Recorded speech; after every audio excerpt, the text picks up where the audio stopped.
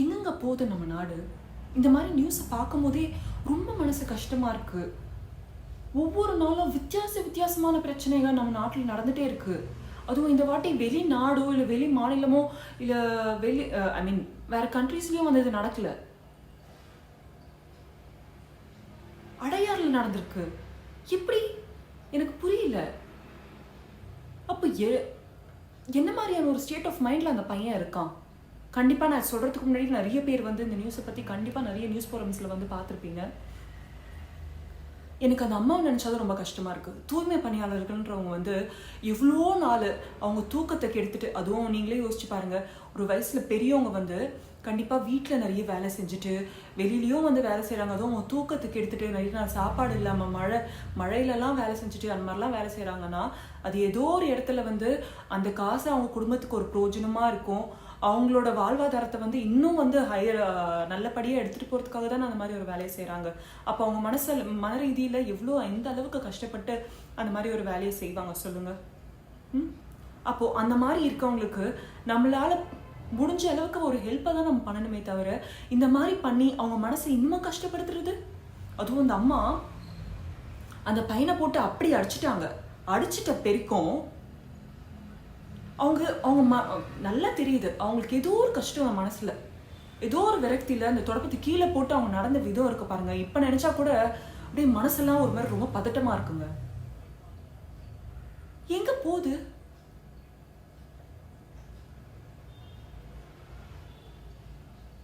அதுவும் யாரும் இல்லாத ஒரு ரோட்ல அந்த பைக்கை நிறுத்திட்டு அவன் இறங்கி தலையை ஆட்டி அந்த அம்மாவை கூப்பிட்டு அவங்க கிட்ட இவனோட ஆணுறுப்பை காமிச்சு இந்த மாதிரிலாம் ஒரு கேவலமான ஒரு செயலை பண்றாங்க அப்படின்னா யோசிச்சு பாருங்களேன், அவங்க மனசு எவ்வளோ கஷ்டப்படும். அதுவும் அந்த அம்மா சொல்றாங்க, எனக்கு இந்த பையன் வயசுல எனக்கு 32 வயசுல எனக்கு 2 பசங்க இருக்காங்க அப்படின்னு.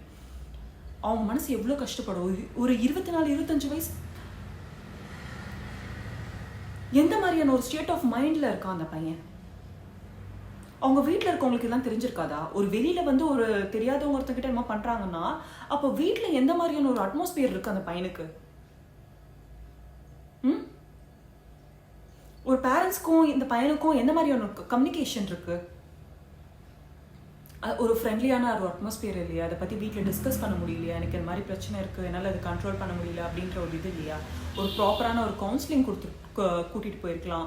இல்லை அவனுக்கு இந்த மாதிரி பிரச்சனை இருக்குன்னா அவனே போய் ஒரு கவுன்சிலிங் எடுத்துருந்துருக்கலாம். ரொம்ப தப்பாக இருக்கு.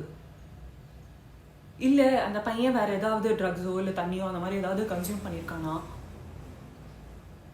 ஒரு நார்மல் ஸ்டேட் ஆஃப் மைண்டில் இருக்க ஒரு பையன் எப்படி வந்து இந்த மாதிரி பிஹேவ் பண்ணுவான்? இது ரொம்ப தப்பு இல்லை? அப்படி என்ன ஒரு அர்ஜன்? இந்த மாதிரியான ஒரு கஷ்டம் அந்த அம்மாவுக்கு கொடுத்துருக்கானே அந்த பையன், அவங்க இதை பற்றி லைஃப் லாங் நினச்சிட்டே இருக்க போகிறாங்க. இவ்வளோ கஷ்டம். அதுவும் யாரும் இல்லை வேற அந்த ரோட்டில். நல்ல வேலை அந்த வீடியோ வந்து கண்டிப்பாக நிறைய பேர் வந்து பார்த்துருப்பீங்க. அந்த வீடியோ வந்து ஏதோ ஒரு கார்லேருந்து வந்து எடுத்து கொடுத்தாங்க. அந்த வீடியோ வச்சு தான் வந்து அவங்க சூப்பர்வைசர் கிட்ட இன்ஃபார்ம் பண்ணி அந்த வீடியோ வச்சு கம்ப்ளைண்ட் பண்ணியிருக்காங்க அப்படின்னு சொல்கிறாங்க. அந்த வீடியோவை பார்க்கும்போது மனசு ரொம்ப கஷ்டமாக இருக்குது. அப்போது இப்போ நிறைய பேர் சொல்கிறாங்களே, பொண்ணுங்க இந்த ட்ரெஸ்ஸு போட்டிருந்தா இல்லை இத்தனை மணிக்கு வெளியில் போனால் பொண்ணுங்களுக்கு இப்படி தான் நடக்கும் அப்படின்றாங்களே. அந்த அம்மா என்ன மாதிரி ட்ரெஸ் போட்டிருந்தாங்க? அந்த அம்மா எத்தனை மணிக்கு எந்த வேலைக்காக வந்து ரோட்டுக்கு வந்தாங்க? அப்போ பொண்ணுங்கனாலே இப்படிதான் பண்ணுவீங்களா? இது தப்பு இல்லை? ரொம்ப கேவலமா இருக்கு. அப்ப பொண்ணுங்களுக்கு எந்த இடத்துலயுமே வந்து சேஃப்டி இல்லையா? இப்போதான் நம்ம கோயம்புத்தூர்ல ஒரு நியூஸ் நடந்துச்சு அப்படின்னு சொல்லிட்டு நம்ம கேள்விப்பட்டோம். கோயம்புத்தூர் முடிஞ்சோடனே பொள்ளாச்சியில ஒரு நியூஸ்.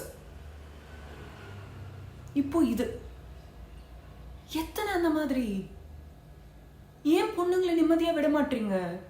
பிறந்த குழந்தையில இருந்து வயதான மூதாட்டி வரைக்கும் எல்லாருக்கும் இதே பிரச்சனையா?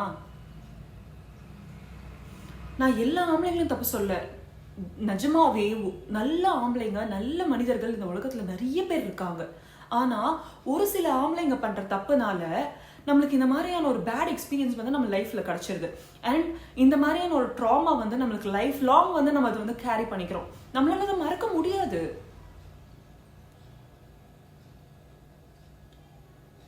இது ரொம்ப தப்பு.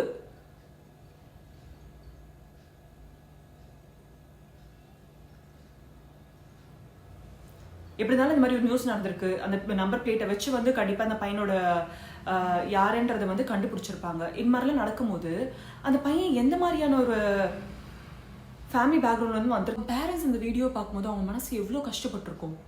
நம்ம பையன் இந்த மாதிரி ஒரு வேலையை பார்த்துருக்கானா அப்படின்னு. நிறைய பேர் வீட்டில் அவங்க பசங்க வந்து ரொம்ப நல்ல பசங்க அப்படின்னு தான் நிறைய பேர் வீட்டில் வந்து நிறைய அப்பா அம்மா வந்து நினச்சிட்டு இருக்காங்க. ஆனால் எப்போவுமே பசங்களுக்கு வீட்டில் ஒரு முகம் இருக்கும், ஃப்ரெண்ட்ஸ் கிட்ட ஒரு முகம் இருக்கும், வெளியில் ஒரு முகம் இருக்கும். தயவு செஞ்சு பேரண்ட்ஸ் எல்லாருமே அவங்கவுங்க குழந்தைங்கிட்ட வந்து ரொம்ப ஃப்ரெண்ட்லியாக இருங்க. அப்போ தான் பசங்க வந்து அவங்களுக்கு தோன்றது, அவங்களுக்கு இந்த மாதிரி பிரச்சனை இருக்குது அப்படின்னா கூட அதை வெளிப்படையாக பேசுவாங்க. அதுக்கான ஒரு சொல்யூஷன் கிடைக்கும். இந்த பிரச்சனையை பொறுத்த வரைக்கும் கவர்மெண்ட் என்ன மாதிரியான ரூல்ஸ் வந்து பண்ண போகிறாங்க, என்ன மாதிரியான ஒரு பனிஷ்மெண்ட் கொடுக்க போகிறாங்க அப்படின்றது வந்து நம்மளுக்கு தெரியல. அதை நம்ம பொறுத்து தான் பார்க்கணும். பட் அந்த அம்மாவுக்கு இது ஒரு லைஃப் டைம் ட்ராமாவாக இருக்க போகுதுன்றது வந்து அதை நினச்சா வந்து ரொம்ப கஷ்டமாக இருக்குது.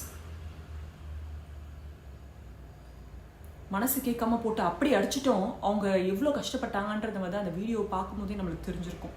அவங்களுக்கு அந்த ஒரு செகண்டில் அவங்களுக்கு ஏற்பட்ட ஒரு பதட்டம் எந்த தாய்க்கும்ன்றதை விட எந்த பொண்ணுக்கும் அந்த மாதிரி ஒரு நிலைமை வரக்கூடாது.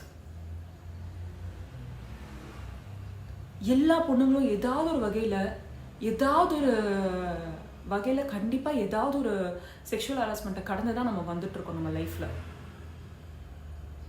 இதெல்லாம் எங்கே போய் நிற்க போகுதுன்னு நம்மளுக்கு தெரியல.